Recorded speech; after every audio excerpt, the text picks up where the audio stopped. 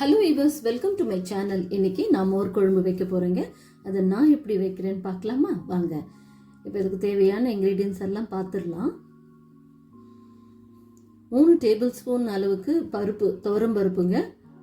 அதே table spoon அளவுக்கு ஒரு அரிசி. 3 டேபிள் ஸ்பூன் அளவுக்கு துவரம் பருப்பு, 1 டேபிள் ஸ்பூன் அரிசிங்க. அரிசி புழுங்கல் அரிசியாக இருக்கலாம், இல்லை பச்சரிசியாக இருக்கலாம், எனி ரைஸ். அது ஒரு 15 to 20 மினிட்ஸ் ஊற வச்சுருக்கேன். ஒரு கப்பு தயிர் எடுத்திருக்கேன். இப்போ காரத்துக்கு 5 பச்சை மிளகாய், ஒரு துண்டு இஞ்சி, ஒரு மீடியம் சைஸ் ஆனியன் கட் பண்ணி வச்சுருக்கேன், ஒரு சின்ன தக்காளி கட் பண்ணி வச்சுருக்கேன். ஸோ இப்போ நம்ம வந்து பச்சை மிளகாயும் இஞ்சியும் கொஞ்சம் எண்ணெய் விட்டு வதக்கி தான் அரைக்க போகிறோம். கொஞ்சம் பச்சை வாடை போகிற வரைக்கும் வதக்கிட்டு இந்த பருப்பு அரிசி ஊற வச்சதோடு நம்ம சேர்த்து ஒரு பேஸ்ட் கன்சிஸ்டன்சிக்கு அரைச்சிக்கலாம். ஸோ ஃபஸ்ட் இப்போது பேனில் ஒரு டீஸ்பூன் எண்ணெயை விட்டு இந்த பச்சை மிளகாய் இஞ்சியும் கொஞ்சம் வதக்கி எடுத்துக்கலாம்.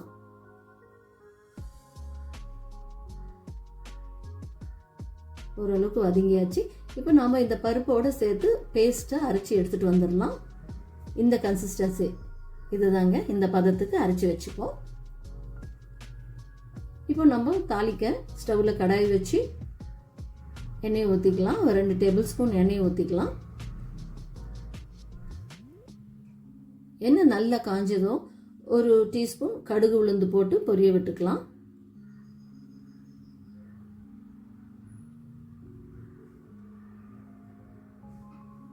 ஸோ கடுகு நல்லா பொரிஞ்சதும் 2 காஞ்ச மிளகாவை சேர்த்துடலாங்க.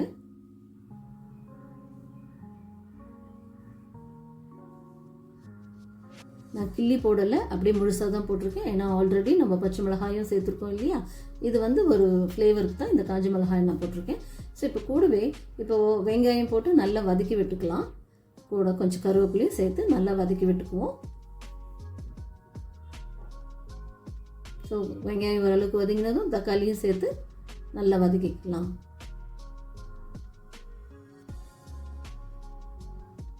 தக்காளி நல்லா ஸ்மாஷ் ஆகிற வரைக்கும் வதக்கிக்குவோம். ஓரளவுக்கு வதங்கிருச்சு. இப்போ இந்த ஸ்டேஜில் நம்ம பெருங்காயம் சேர்த்துக்கலாங்க. ஒரு 1/2 டீஸ்பூன் பெருங்காயம் சேர்த்துப்போம். மோர் குழம்புக்கு அவசியம் பெருங்காயம் சேர்த்துக்கணும். ஸோ 1/2 டீஸ்பூன் பெருங்காயம் சேர்த்துக்கலாம். ஸோ அதையும் நல்லா மிக்ஸ் பண்ணிக்கலாம். 1/4 டீஸ்பூன் மஞ்சள் பொடி சேர்த்துக்கலாம். நல்லா கிளறி விட்டுக்குவோம். ஸோ தக்காளி வெங்காயம் எல்லாம் நல்லா வதங்கியாச்சு. இந்த ஸ்டேஜில் நம்ம வந்து இந்த அரைச்ச பேஸ்ட்டை இதில் ஊற்றிடலாங்க. கூடவே தண்ணியை ஊற்றிடலாம். ஏன்னா பருப்பு அரிசி இல்லையா, அது அடி பிடிச்சிடும். ஸோ உடனே தண்ணியை ஊற்றி நம்ம அதை நல்லா கிண்டி விட்டுடலாங்க.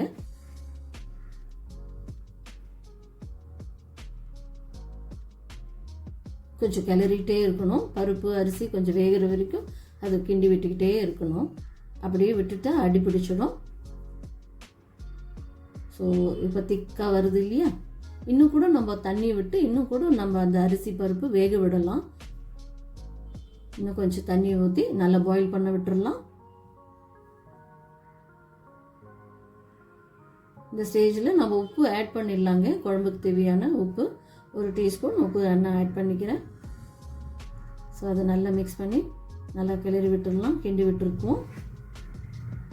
கொஞ்சம் திக்காக வருங்க. அப்படியே திக்காக நல்ல ஒரு பொங்கி வரும். அந்த ஸ்டேஜில் நம்ம தயிரை ஆட் பண்ணிடணுங்க. இது இப்போ பார்த்தீங்களா, இந்த பபிள்ஸ் சைடெல்லாம் இப்படி பபிள்ஸ் இப்படி பொங்கி வருது இல்லையா, இந்த ஸ்டேஜ் தான் நம்ம தயிரை ஆட் பண்ணிடலாம். ஸோ இப்போ பருப்பு அரிசி எல்லாம் வெந்துருச்சு. இந்த தான் கரெக்டான பதம். ஸோ இந்த ஸ்டேஜில் நம்ம தயிரை நல்லா பீட் பண்ணி ஆட் பண்ணிடலாம். 1 கப்பு தயிரை நல்லா பீட் பண்ணி நான் சேர்த்துருக்கேன். ஸோ இதை நல்லா மிக்ஸ் பண்ணி விட்டுக்குவோம். உப்பு செக் பண்ணிக்கோங்க. உப்பு வேணும்னா இந்த ஸ்டேஜில் ஆட் பண்ணிக்கலாம். ஸோ ஃபைனலாக கொஞ்சம் கொத்தமல்லி தூவி இறக்கிடலாங்க. அவ்வளோதாங்க. சூப்பரான மோர் குழம்பு நல்லா மணக்குது. நல்ல அந்த பெருங்காயம் வாடை, ஸோ எல்லாமே ஒரு சூப்பர் மணமாக இருக்குது. இப்போ நான் இதோட காய் எதுவும் ஆட் பண்ணலை. நான் எதுக்காகனா நான் வடை சுட்டு போட போகிறேன், உளுந்து வடை. ஸோ ஸோ ஃபைனலாக நான் உளுந்து வடையை சுட்டு அது தண்ணியில் ஊற வச்சு இந்த மோர் குழம்புல சேர்த்துருக்கேங்க. ஸோ சூப்பரான மோர் குழம்பு ரெடிங்க. இப்போ நான் செஞ்ச இந்த ஸ்டைலில் நீங்களும் ட்ரை பண்ணி பார்த்து எப்படி இருக்குன்னு ஃபீட்பேக் கொடுங்க. உங்களுக்கு கண்டிப்பாக பிடிக்கும் இந்த மோர் குழம்பு. செஞ்சு பாருங்கள். அதுவும் வடையை போட்டிருந்தால் இன்னும் சூப்பர் டேஸ்ட்டாக இருக்குங்க, உளுந்து வடை. ஸோ ட்ரை பண்ணி பார்த்து உங்கள் ஃபீட்பேக் கொடுங்க. இது வரைக்கும் இந்த வீடியோ பார்த்த அனைத்து உள்ளங்களுக்கும் என் நன்றி. இந்த வீடியோ உங்களுக்கு பிடிச்சிருந்ததுன்னா லைக் பண்ணுங்கள், ஷேர் பண்ணுங்கள், சப்ஸ்கிரைப் பண்ணுங்கள். நெக்ஸ்ட் ஒரு இன்ட்ரெஸ்டிங் ரெசிபியில் உங்களை வந்து சந்திக்கிறேன். தேங்க்யூ. நான் க்ரோஷே சேனலில் கிரானி ஸ்கொயர் பேட்டர்ன் ஆரம்பிச்சிருக்கேங்க. அதையும் நீங்கள் போய் பார்த்து உங்கள் ஃபீட்பேக் கொடுங்க. இதோட லிங்க் வந்து டிஸ்கிரிப்ஷனில் கொடுக்குறேன். அதையும் போய் பார்த்து உங்கள் லைக்ஸ் அண்ட் கமெண்ட்ஸை கொடுங்க. தேங்க்யூ. பாய்.